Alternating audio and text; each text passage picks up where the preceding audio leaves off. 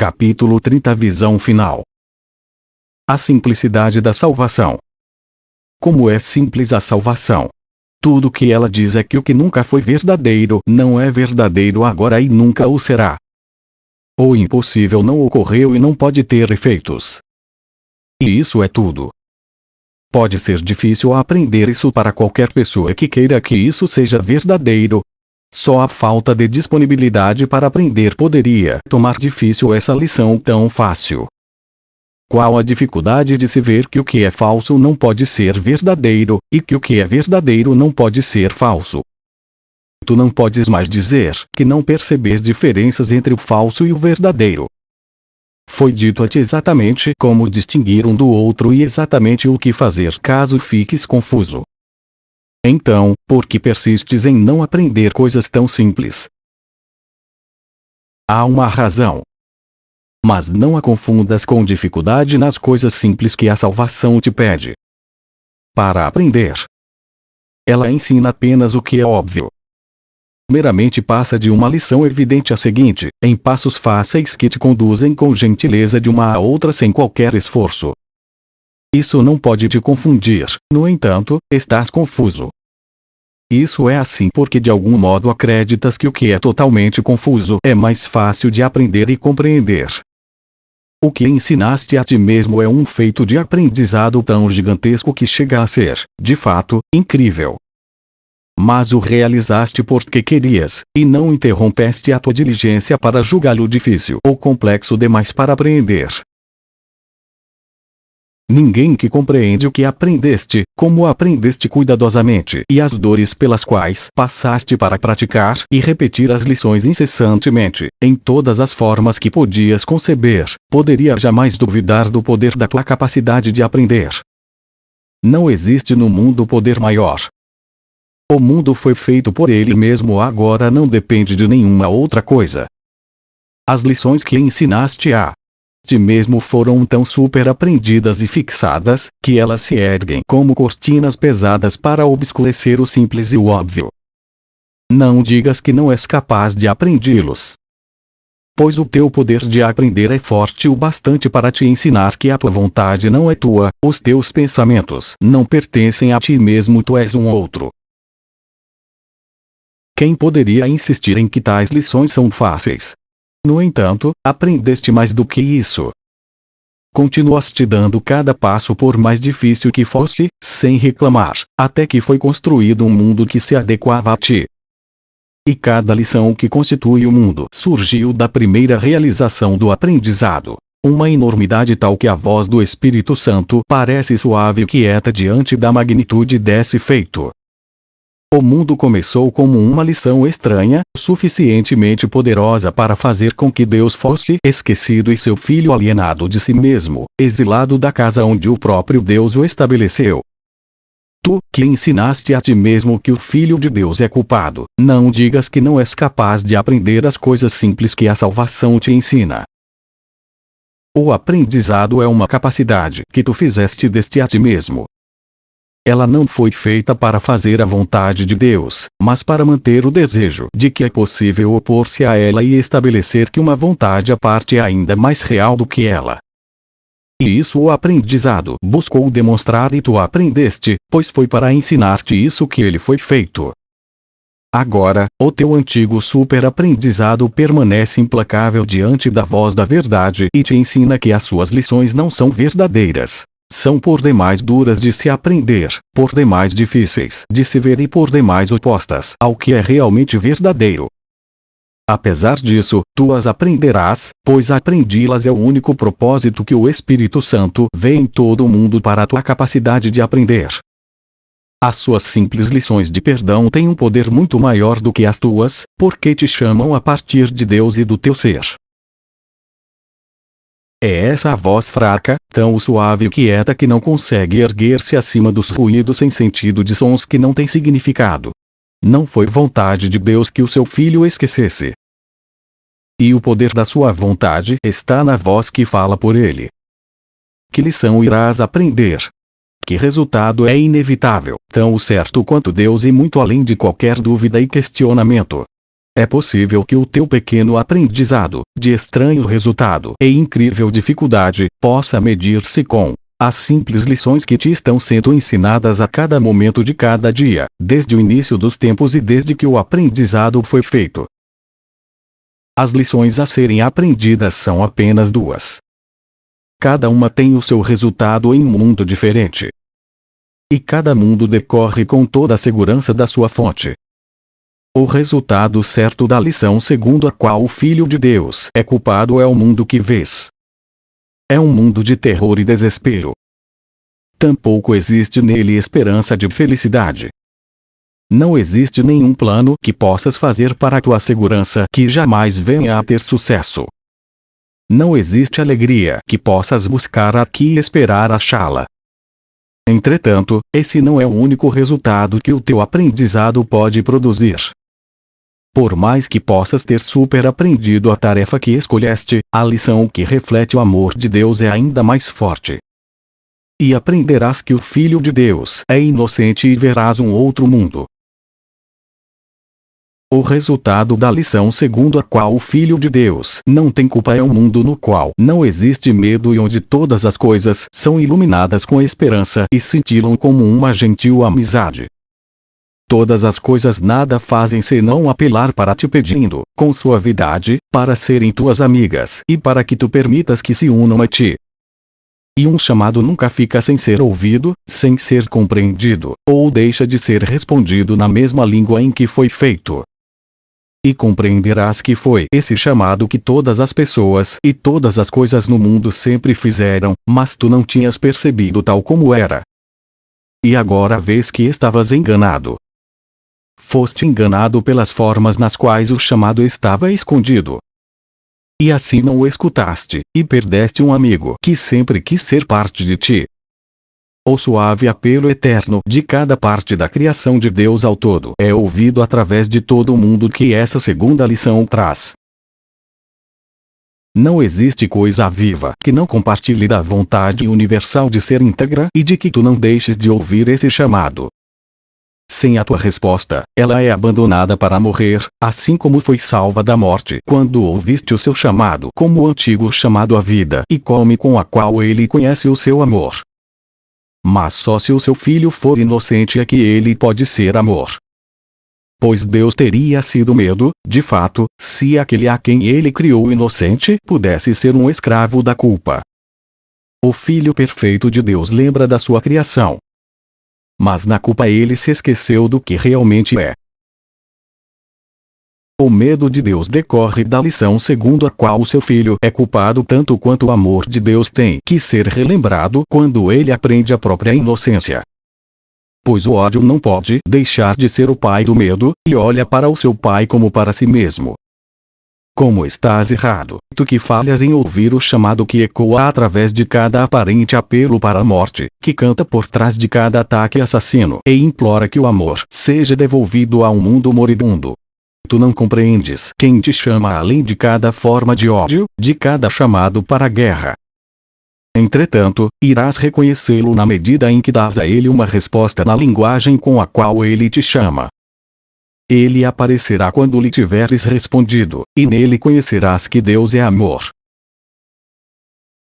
O que é a tentação senão um desejo de tomar a decisão errada quanto ao que queres aprender e ter um resultado que não queres?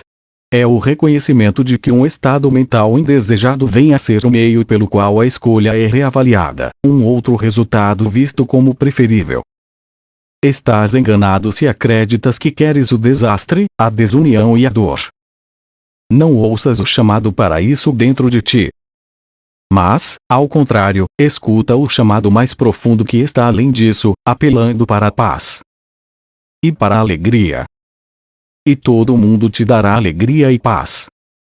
Pois assim como ouves, tu respondes. E eis aqui. A tua resposta é a prova do que aprendeste. O resultado do que aprendeste é um mundo que contemplas. Vamos ficar quietos por um instante e esquecer todas as coisas que já aprendemos, todos os pensamentos que tivemos e todo o preconceito que guardamos quanto ao que significam as coisas e qual é o seu propósito. Não nos lembremos das nossas próprias ideias a respeito de qual é o objetivo do mundo. Nós não sabemos. Soltemos todas as imagens que guardamos de todas as pessoas e que sejam varridas das nossas mentes. Ser inocente de julgamento, inconsciente de quaisquer pensamentos de mal ou bem que jamais tenham cruzado a tua mente a respeito de quem quer que seja. Agora não o conheces. Mas estás livre para aprender sobre ele e aprender sobre ele de uma forma nova. Agora ele nasceu de novo para ti, tu nasceste de novo para ele, sem o passado que o condenava à morte a ti junto com ele. Agora ele é livre para viver assim como tu és livre, porque um aprendizado antigo morreu e deixou um lugar para que a verdade renascesse. Caminhando com Cristo. Não se supera uma lição antiga pela oposição do novo e do velho. Ele não tem que ser vencido para que a verdade seja conhecida, nem é necessário lutar contra ele para que ele perca para o apelo da verdade. Não há nenhuma batalha que tenha que ser preparada. Não há tempo a ser gasto, nem planos que tenham que ser elaborados para trazer o novo. Há uma antiga batalha sendo travada contra a verdade, mas a verdade não responde. Quem poderia ferir-se em tal guerra, a não ser que ferisse a si mesmo? Não se tem inimigos na verdade. E é possível ser assaltado por sonhos. Vamos rever outra vez o que parece estar entre tu e a verdade do que tu és. Pois existem passos para abandonar isso. O primeiro é uma decisão que tomas. Mas em seguida, a verdade te é dada. Queres estabelecer a verdade. E pelo teu desejo colocas duas escolhas a serem feitas, a cada vez que pensas que tens que decidir sobre uma coisa qualquer. Nenhuma das duas é verdadeira. Nem são elas diferentes. No entanto, temos que vê-las ambas, antes que possas olhar para o que vem depois, para a única alternativa, que é uma escolha diferente. Mas não nos sonhos que fizeste para que isso possa ficar obscuro para ti. Aquilo entre o que queres escolher não é uma escolha e apenas dá a ilusão de que é livre, pois de qualquer modo terá um único resultado. Assim, não é realmente uma escolha. O líder e o seguidor emergem como papéis a serem desempenhados de forma separada, cada um aparente, sempre partido entre ambos. E todo amigo ou inimigo vem a ser o meio de ajudar-te a salvar a ti mesmo dessa situação. Talvez chames isso de amor. Talvez penses que isso finalmente justifique o assassinato. Odeias aquele a quem deste o papel de líder quando tu queres para ti mesmo e odeias do mesmo modo quando ele não o assume nos momentos em que queres que o seguidor em ti emerja, renunciando ao papel da liderança. E é para isso que fizeste o teu irmão e aprendeste a pensar que esse é o seu propósito. A não ser que ele o sirva, não terá cumprido a função que lhe foi dada por ti. E assim merece a morte porque não tem propósito nem utilidade para ti. E ele? O que quer ele de ti? O que poderia querer senão aquilo que tu queres dele? Aí está a vida, tão facilmente como está a morte, pois o que escolhes, escolhes para ele também.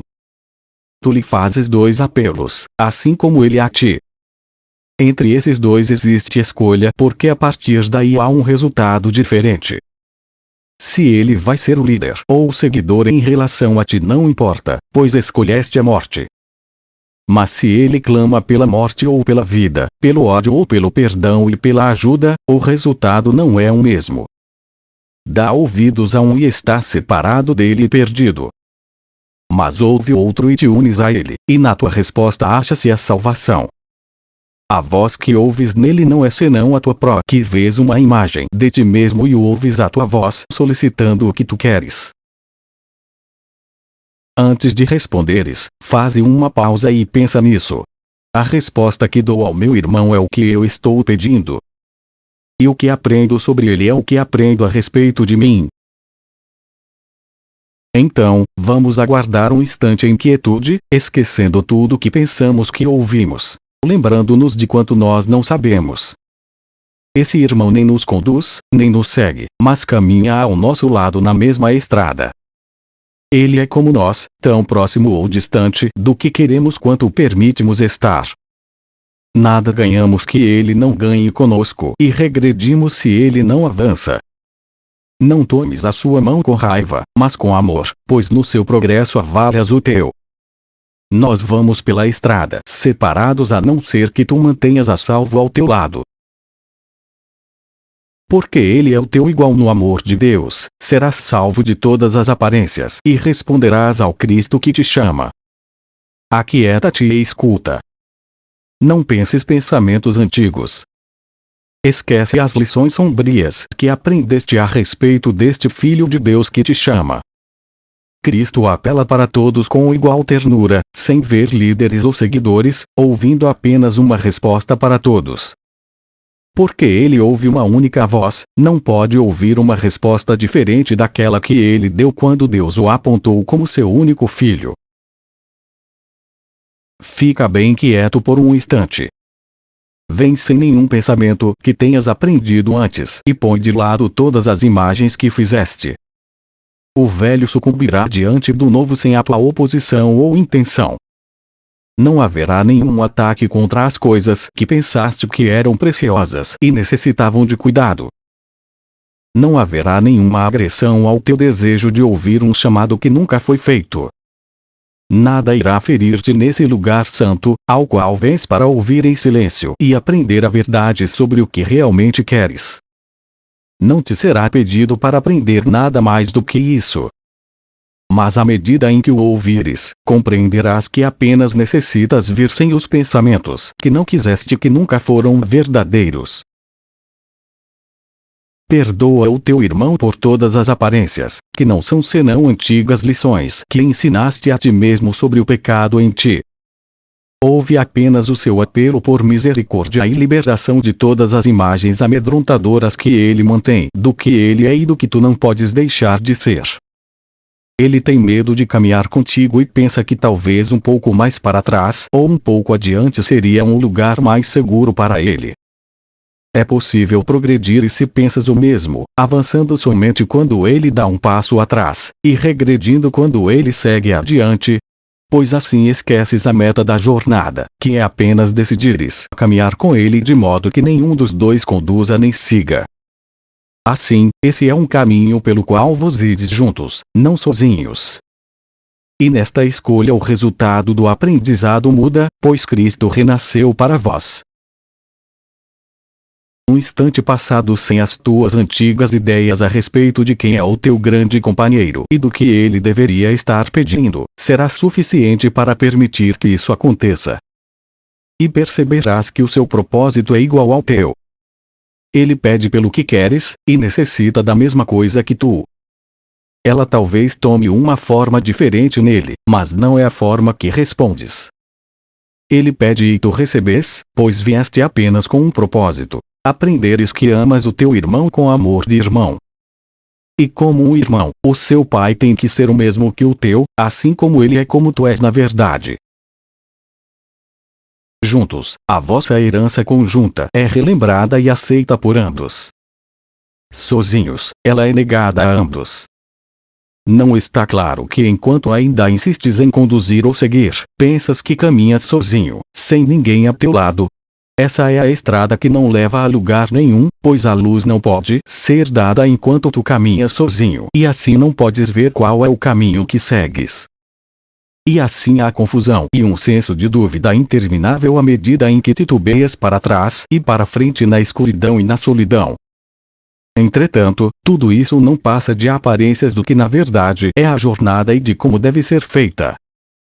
Pois ao teu lado está aquele que mantém a luz diante de ti, de tal modo que cada passo seja dado na certeza e com segurança quanto à estrada.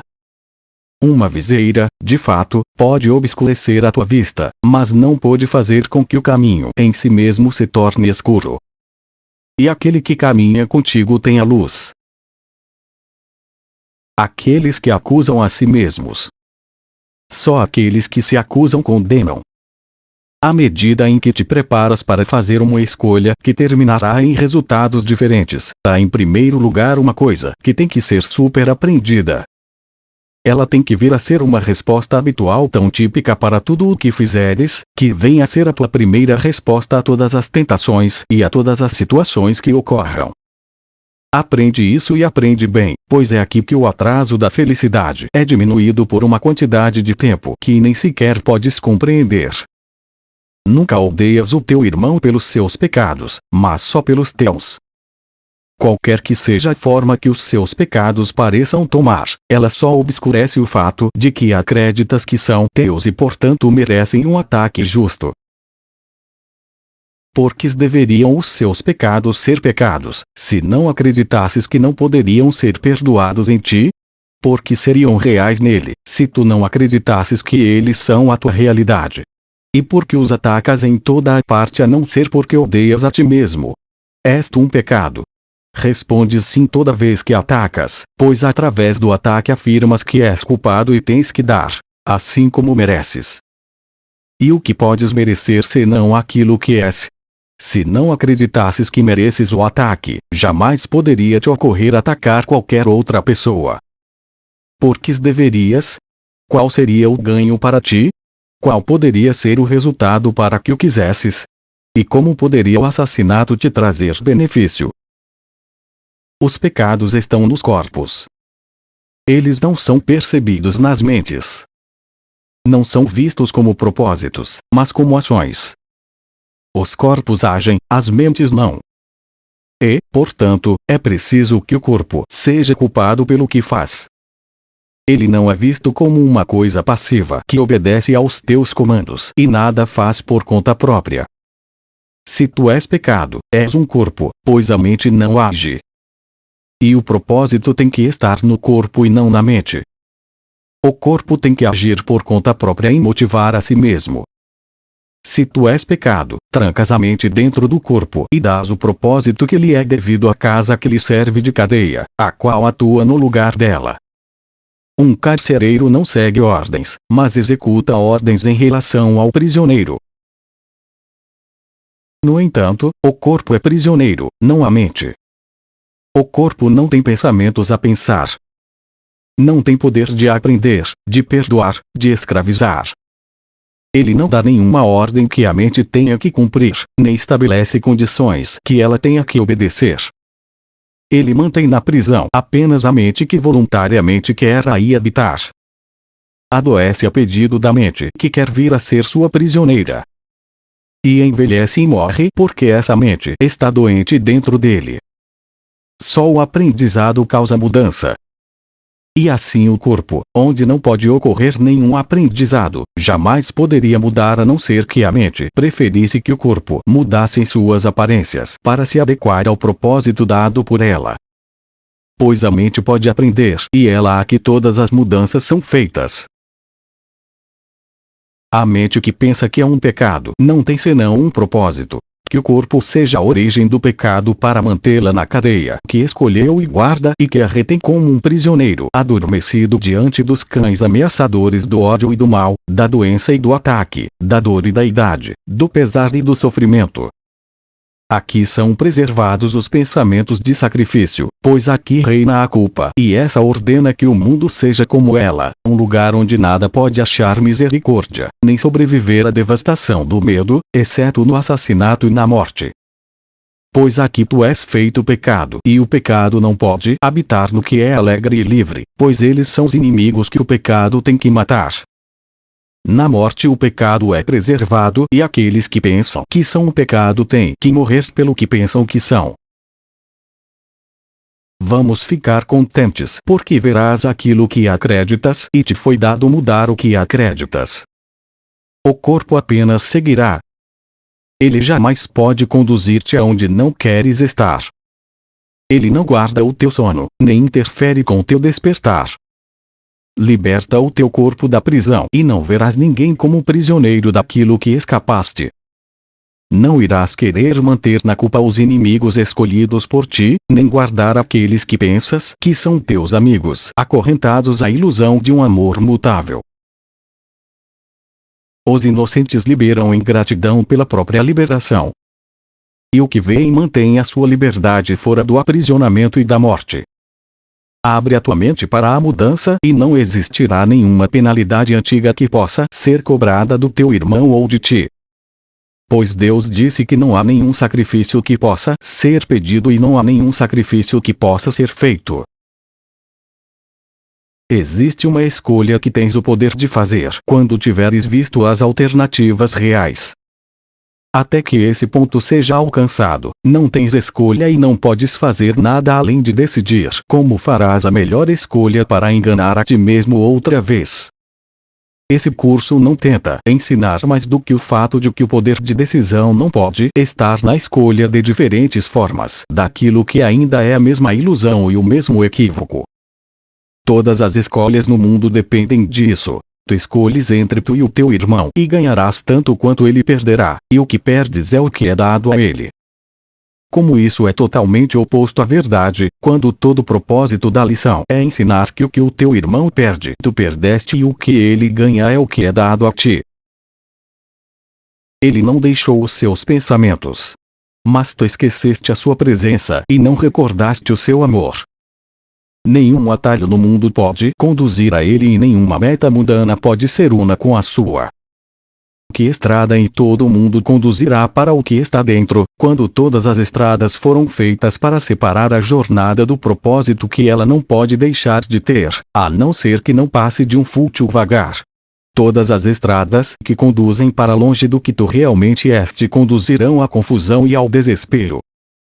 Entretanto, ele jamais deixou os seus pensamentos para que morressem, sem que a sua fonte estivesse para sempre neles mesmos. Ele não deixou os seus pensamentos. Ele não poderia separar-se deles, assim como eles não poderiam mantê-lo de fora. Em unidade com ele todos vivem, e na sua unicidade ambos se mantêm completos. Não existe nenhuma estrada que conduza para longe dele. Uma jornada para fora de ti não existe. Como é tolo e insano pensar que poderia existir uma estrada com tal objetivo. Aonde poderia ela ir? E como seria possível fazer com que tu viajasses por ela, andando por lá sem a tua própria realidade em unidade contigo? Perdoa a ti mesmo a tua loucura e esquece todas as jornadas sem sentido e todos os objes misericordioso e não deixou que o seu filho abandonasse. Ser grato pelo que ele é, pois nisso está o teu escape da loucura e da morte. Em lugar nenhum, a não ser onde ele está, podes tu ser encontrado. Não existe nenhum atalho que não conduza a ele. Autoconceito versus ser. O que se aprende desse mundo é construído em cima de um autoconceito que é ajustado à realidade do mundo. Ele cabe bem nele. Pois essa é uma imagem apropriada a um mundo de sombras e de ilusões. Aqui ela caminha em casa, onde o que vê é uno com ela. O aprendizado do mundo serve para construir um autoconceito. Esse é o seu propósito, que venha sem um autoconceito e o faças à medida em que segues adiante. E na época em que atingires a maturidade, tu terás aperfeiçoado para enfrentar o mundo em termos iguais, em unidade com as suas existências. Um autoconceito é feito por ti.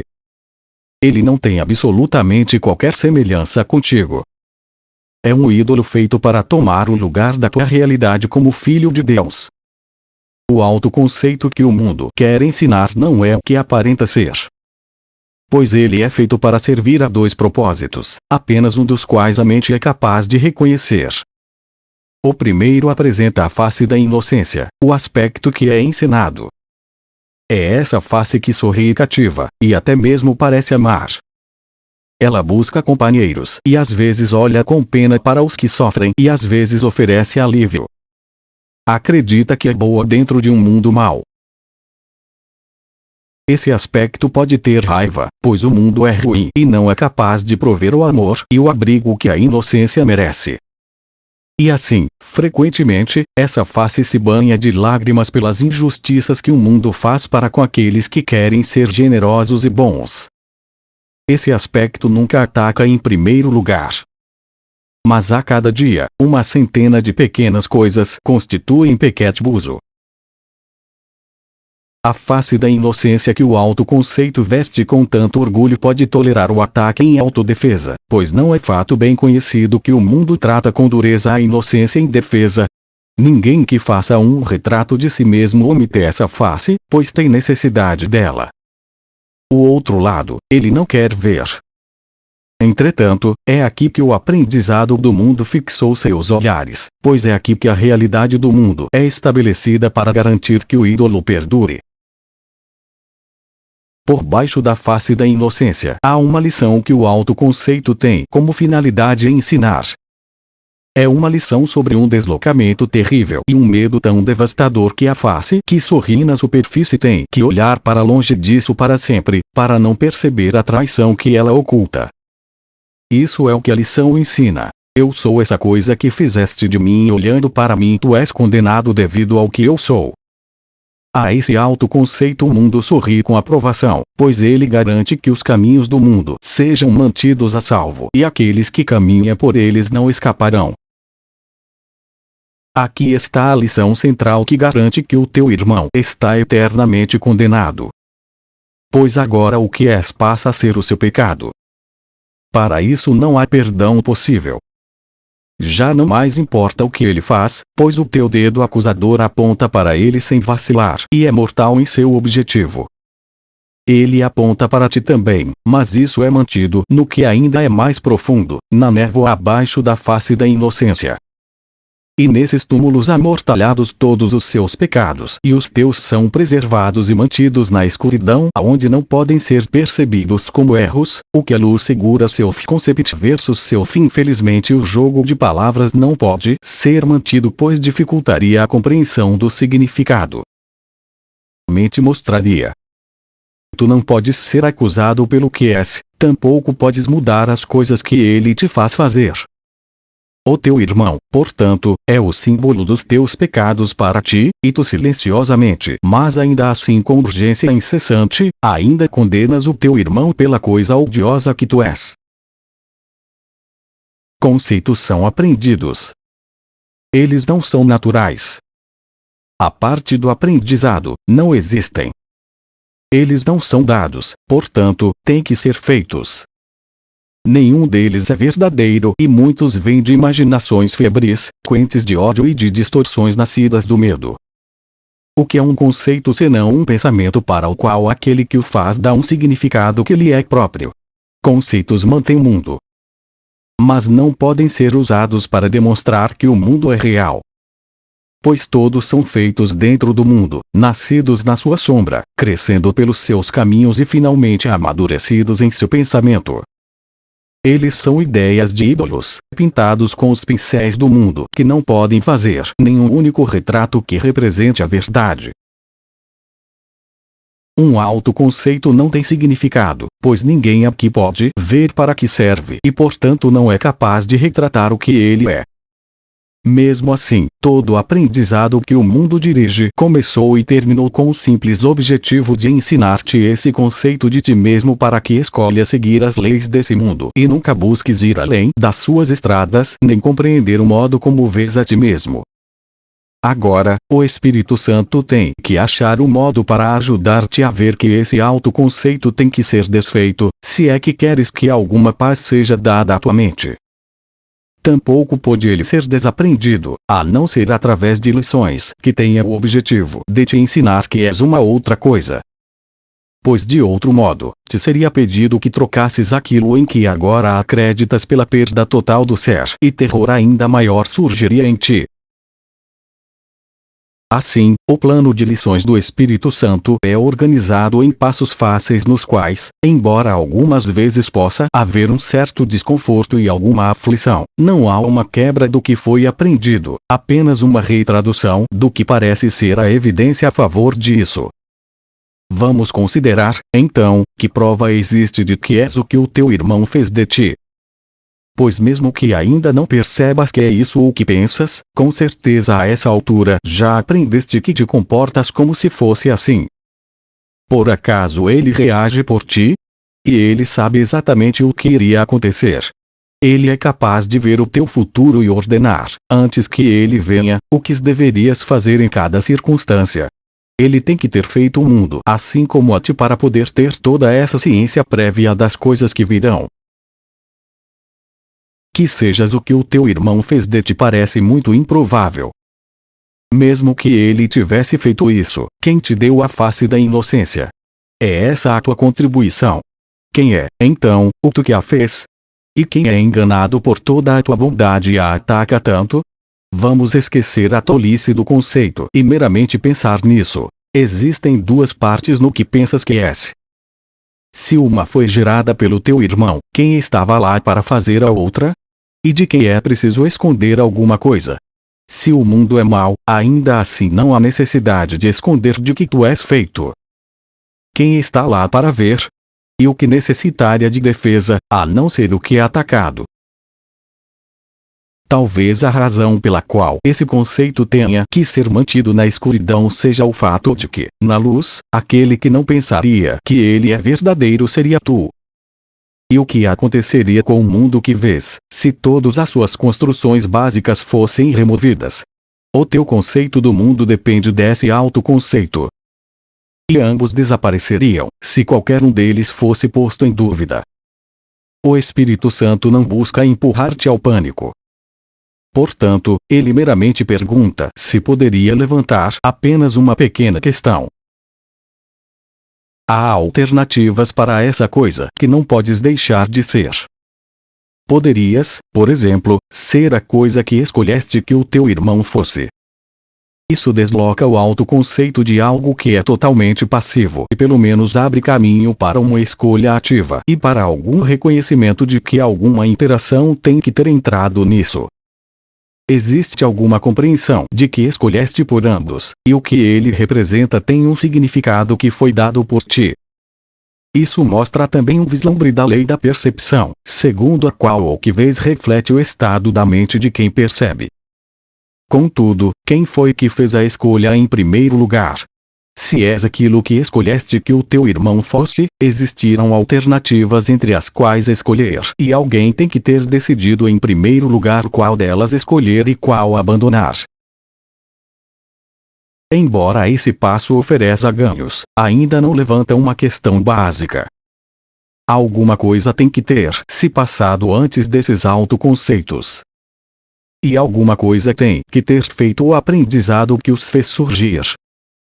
Tampouco isso pode ser explicado por nenhuma das duas perspectivas. A principal vantagem do deslocamento da primeira para a segunda é que de algum modo entraste nessa escolha pela tua decisão. Mas esse ganho é pago com uma perda quase igual, pois agora és acusado da culpa pelo que o teu irmão é. E tens que compartilhar a sua culpa, porque a escolheste para ele a imagem da tua. Enquanto antes somente ele era traidor, agora tens que ser condenado junto com ele. O autoconceito sempre foi a grande preocupação do mundo. E todos acreditam que têm que achar uma resposta para o enigma por si mesmos. A salvação pode ser vista como nada além do escapar de conceitos. Ela não se preocupa com o conteúdo da mente, mas com a simples declaração de que ela pensa. E o que pode pensar, ela pode escolher e pode ser mostrado a ela que diferentes pensamentos têm consequências diferentes. Assim, é capaz de aprender que tudo o que pensa reflete a profunda confusão que sente a respeito de como foi feita e do que é. E vagamente o autoconceito parece responder aquilo que ela não sabe. Não busques o teu ser em símbolos. Não pode existir nenhum conceito para representar o que tu és. Que importa qual o conceito que aceitas, enquanto percebes um ser que interage com o mal e reage a coisas perversas? O teu conceito de ti mesmo ainda permanecerá sem significado. E não perceberás que não podes interagir senão contigo mesmo. Ver o mundo culpado não é senão um sinal de que o teu aprendizado foi guiado pelo mundo e tu olhas para ele assim como vês a ti mesmo. O autoconceito engloba tudo aquilo que contemplas e nada está fora dessa percepção. Se podes ser ferido por qualquer coisa, vês um retrato dos teus desejos secretos. Nada mais do que isso. E, em qualquer espécie de sofrimento que possas ter, vês o teu próprio desejo escondido de matar. Tu farás muitos autoconceitos à medida em que o aprendizado vai avançando. Cada um mostrará as mudanças nos teus próprios relacionamentos, conforme a tua percepção de ti mesmo é mudada.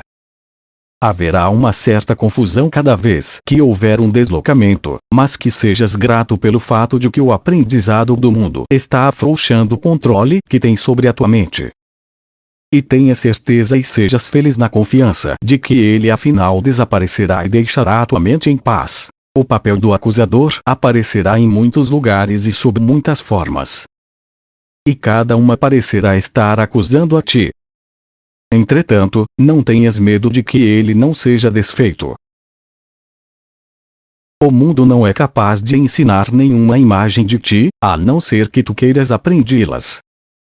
Um tempo virá em que todas as imagens terão desaparecido e verás que não sabes o que és. É para essa mente aberta e sem lacres que a verdade retorna, sem impedimentos e sem limites.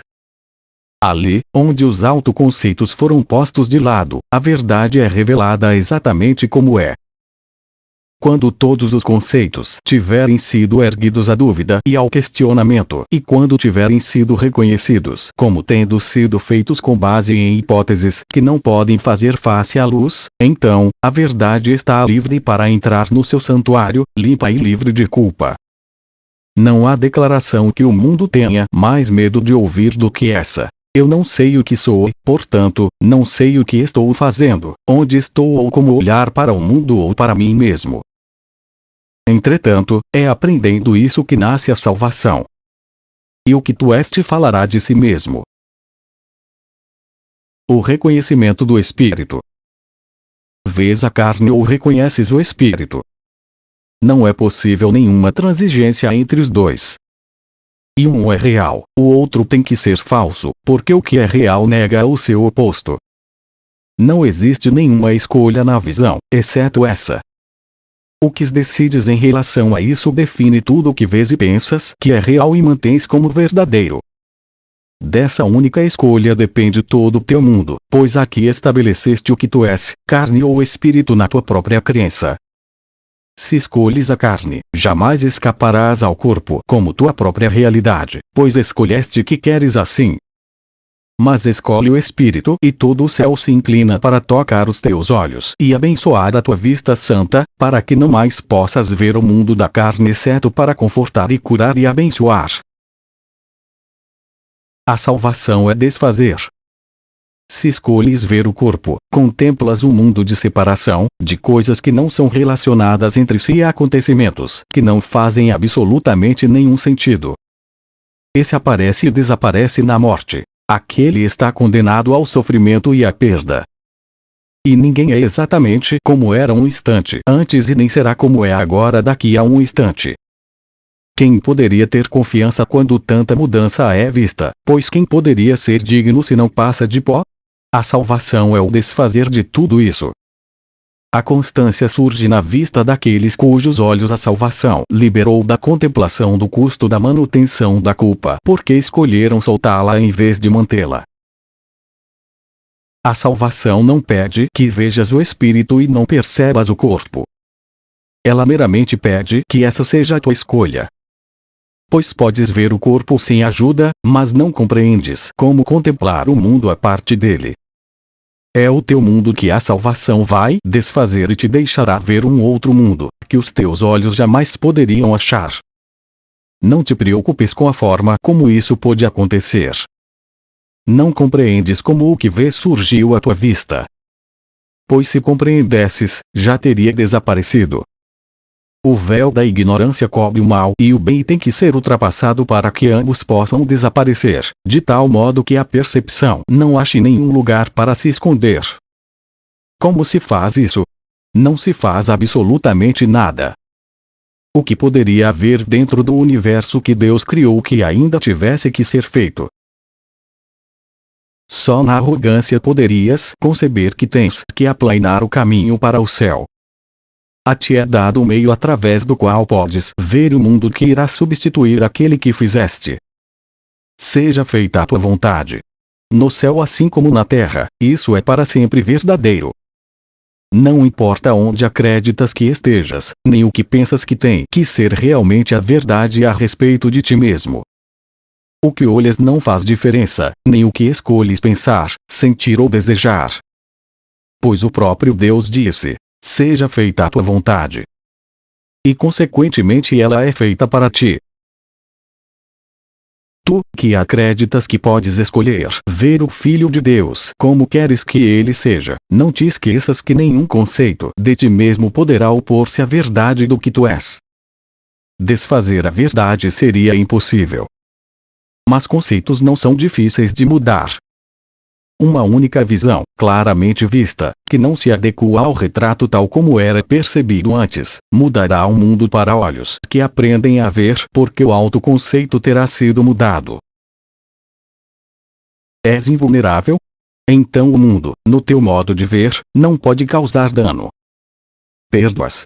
Então, o mundo perdoa, pois tu perdoaste as ofensas do mundo e assim ele olha para ti com olhos que veem como os teus.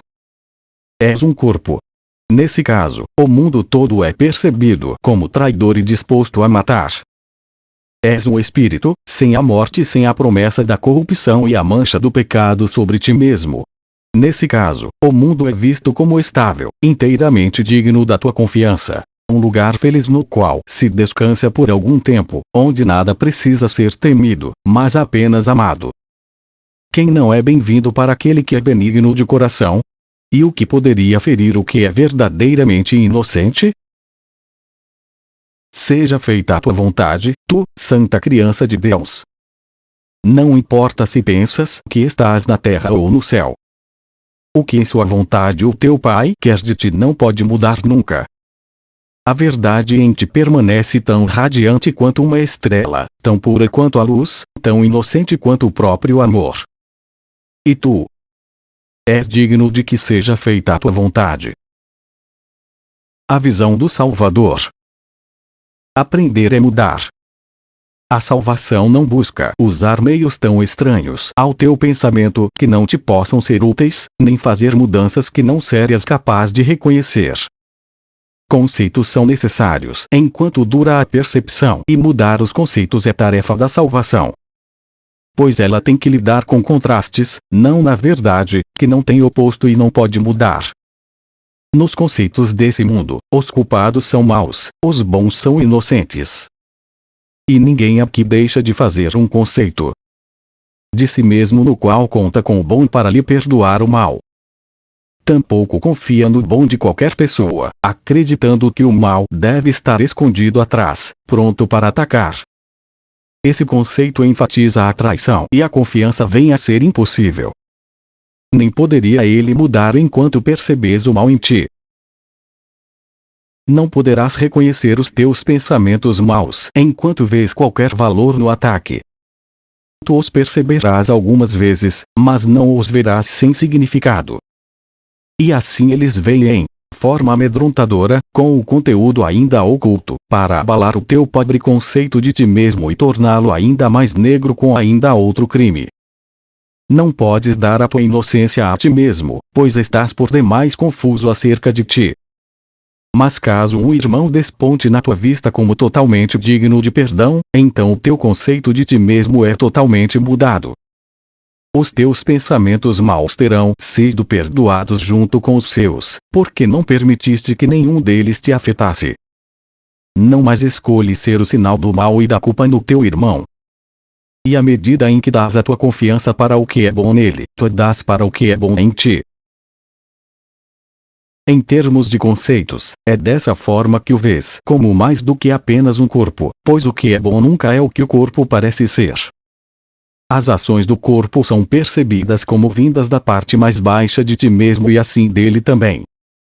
Ao focalizar o que é o bom nele, o corpo fica cada vez menos persistente no teu modo de vê-lo. A longo prazo, será visto como pouco mais do que uma sombra contornando o que é bom. E esse será o teu conceito de ti mesmo, quando tiveres alcançado o mundo que está além da vista que os teus olhos, por si mesmos, podem te oferecer para que vejas. Pois não interpretarás o que vês sem a ajuda que Deus te deu.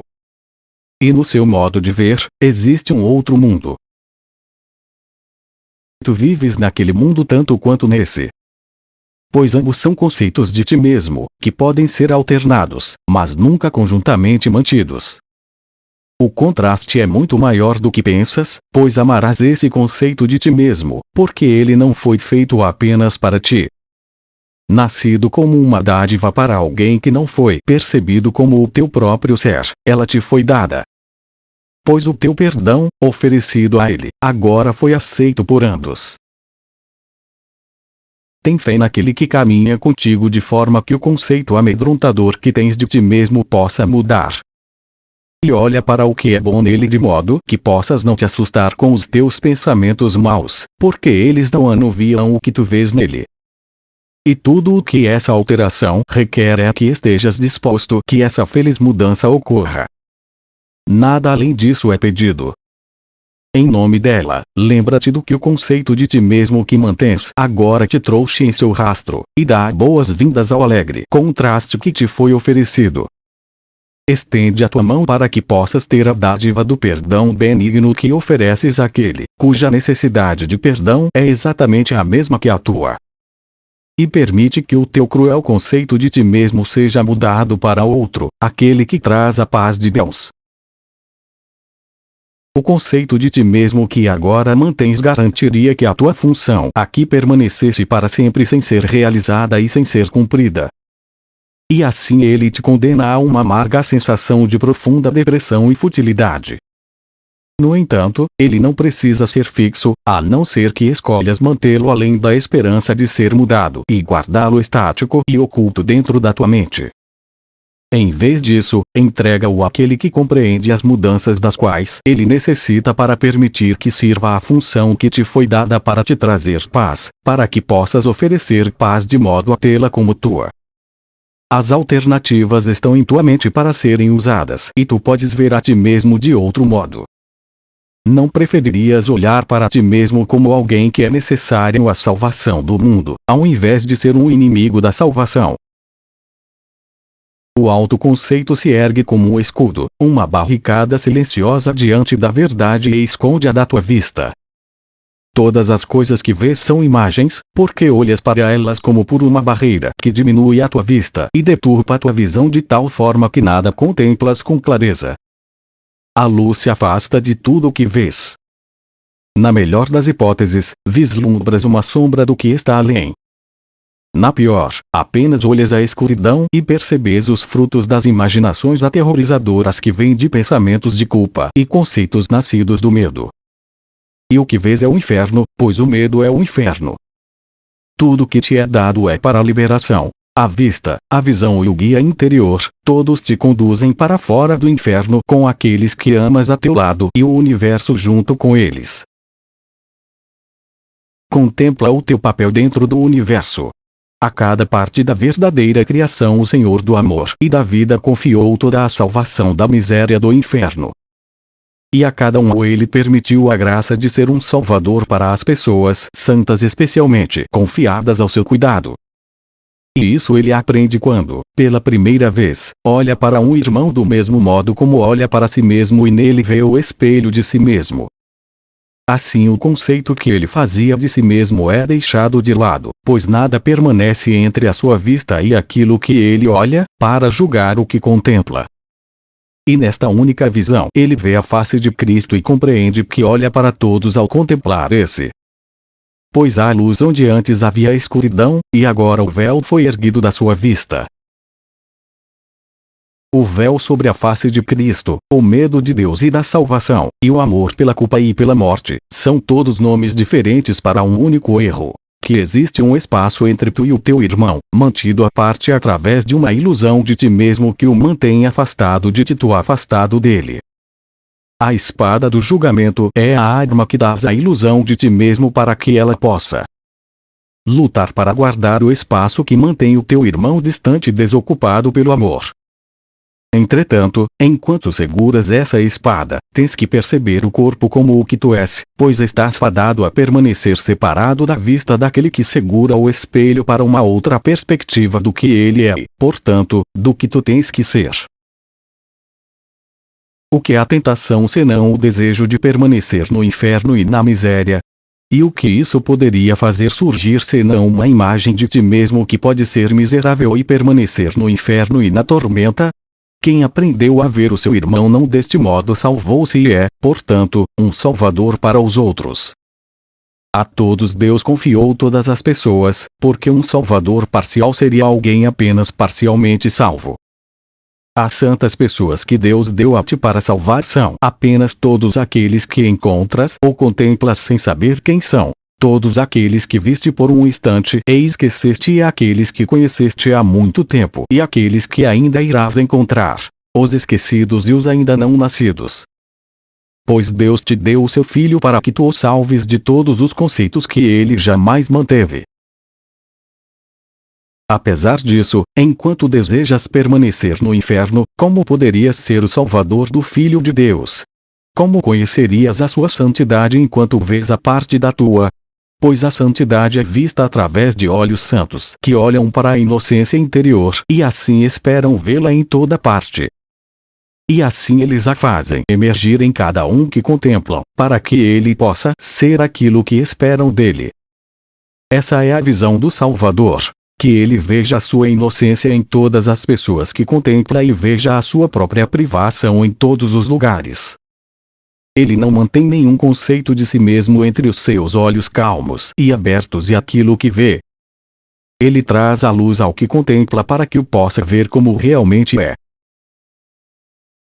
Qualquer que seja a forma que a tentação pareça tomar, ela sempre reflete apenas o desejo de ser um ser que tu não és.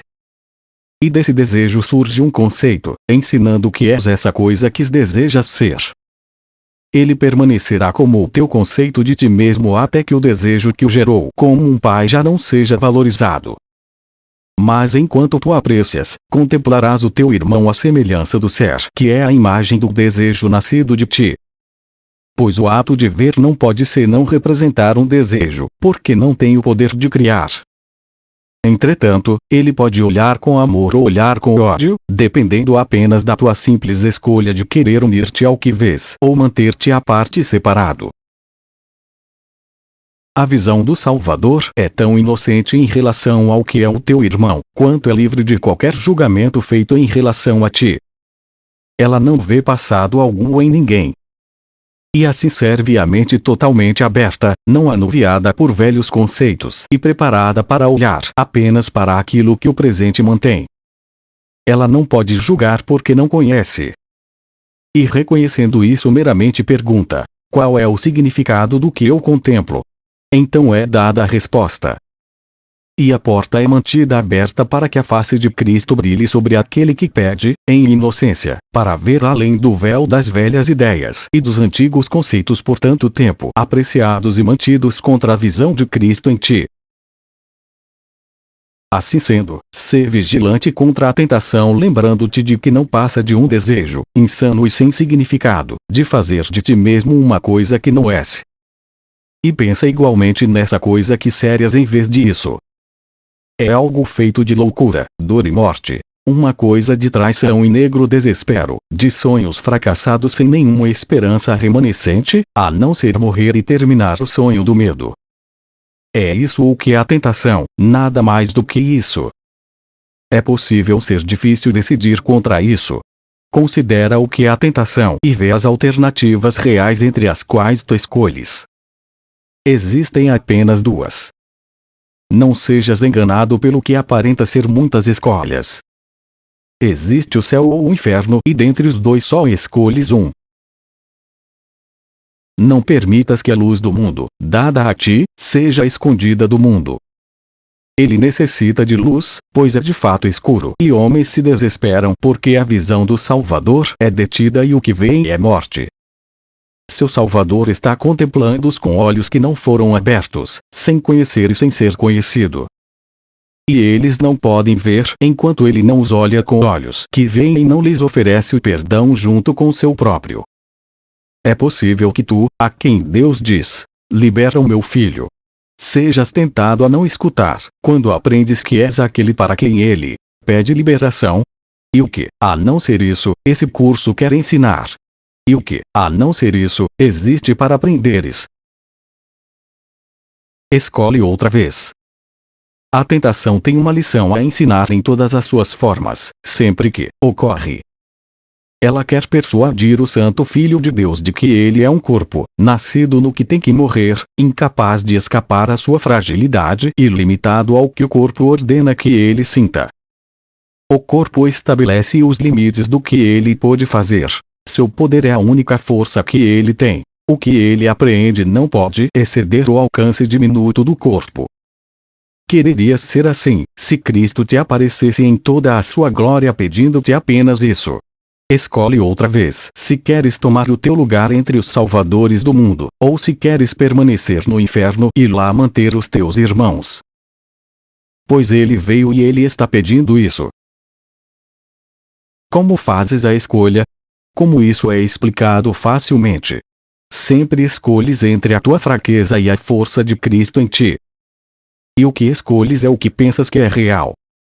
Simplesmente pelo fato de nunca usares a fraqueza para dirigir as tuas ações, não deste a ela nenhum poder. E a luz de Cristo em ti é dado o controle de tudo o que fazes. Pois trouxeste a tua fraqueza a ele e ele te deu a sua força em lugar dela. As provações são apenas lições que falhaste em aprender, apresentadas mais uma vez de forma que onde antes fizeste uma escolha faltosa, agora possas fazer outra melhor e assim escapar de toda a dor que o que escolheste antes trouxe a ti. Em toda dificuldade, toda aflição e a cada perplexidade, Cristo te chama e gentilmente diz: meu irmão, escolhe outra vez. Ele não deixaria uma única fonte de dor sem cura, nem imagem alguma para velar a verdade. Ele quer remover toda a miséria de ti, a quem Deus criou como um altar à alegria.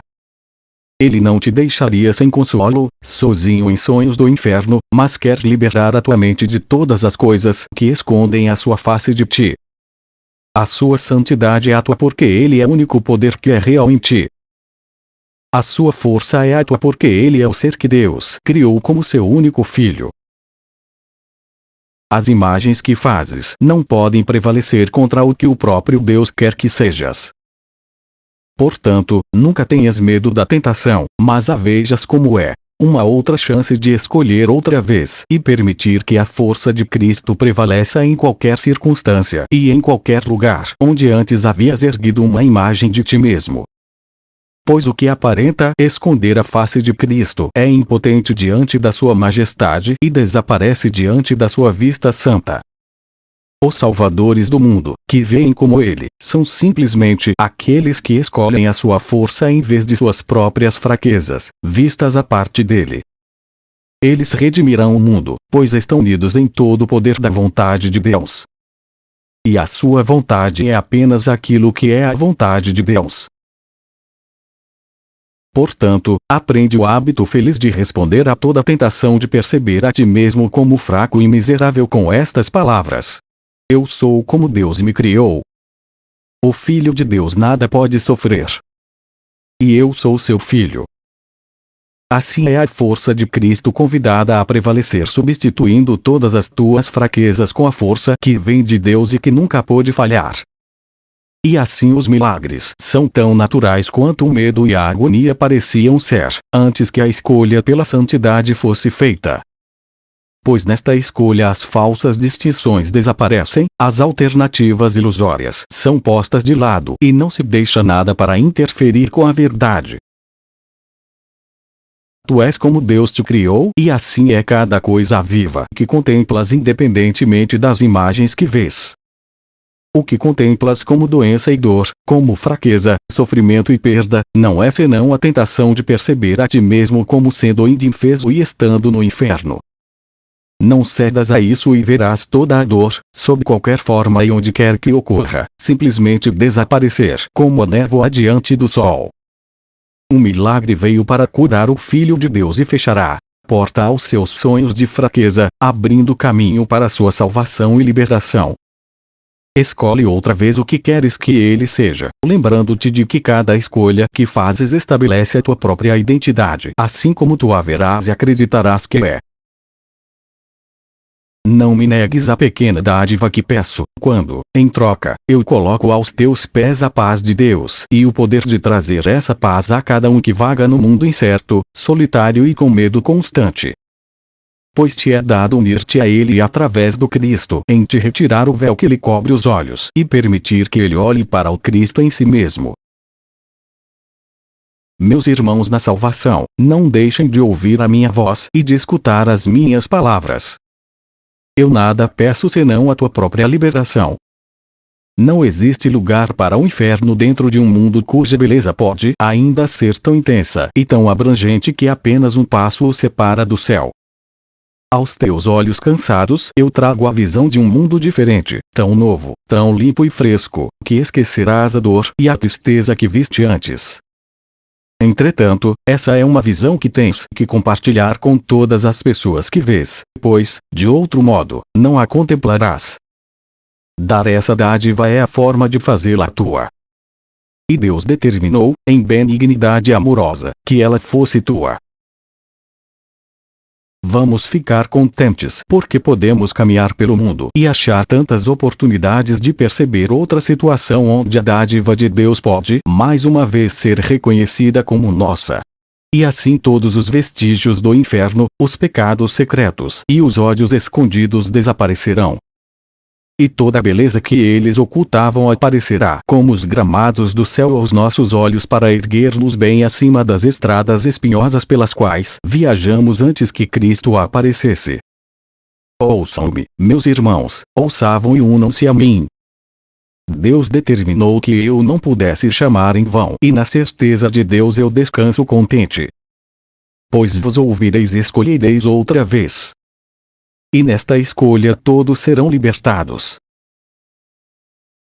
Graças te dou, Pai, por estas pessoas santas que são meus irmãos, assim como são teus filhos. Minha fé neles é a tua. Eu estou tão certo de que virão a mim assim como tu estás certo do que eles são e serão para sempre. Eles aceitarão a dádiva que eu lhes ofereço porque tu a deste a mim em nome deles. Se assim como eu não quero senão fazer a tua santa vontade, assim eles escolherão. E eu dou graças por eles. A canção da salvação ecoará através do mundo com cada escolha que fizerem. Pois nós somos um em propósito e o fim do inferno está próximo. Em alegres boas-vindas minha mão está estendida a todo irmão que queira unir-se a mim para alcançar o que está além da tentação, olhando com fixa determinação na direção da luz que brilha além em perfeita constância. Dá-me os que são meus, pois eles pertencem a ti. E é possível que tu fales naquilo que não é senão a tua vontade? Eu te dou graças pelo que são os meus irmãos.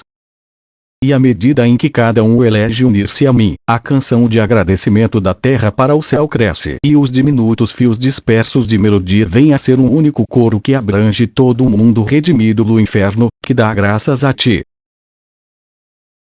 E agora nós dizemos amém. Pois Cristo veio para habitar na morada que tu estabeleceste para ele antes do início dos tempos, na calma eternidade. A jornada se encerra, terminando no lugar em que começou. Nenhum traço permanece. A fé não é dada a nenhuma ilusão e nada que venha das trevas ainda permanece para esconder a face de Cristo de quem quer que seja. A tua vontade está feita, completa e perfeitamente, e toda a criação conhece a ti como a única fonte que tem. Clara a tua semelhança, a luz brilha a partir de todas as coisas que vivem e se movem em ti. Pois nós alcançamos o lugar onde todos nós somos um e estamos em casa, onde tu queres que estejamos.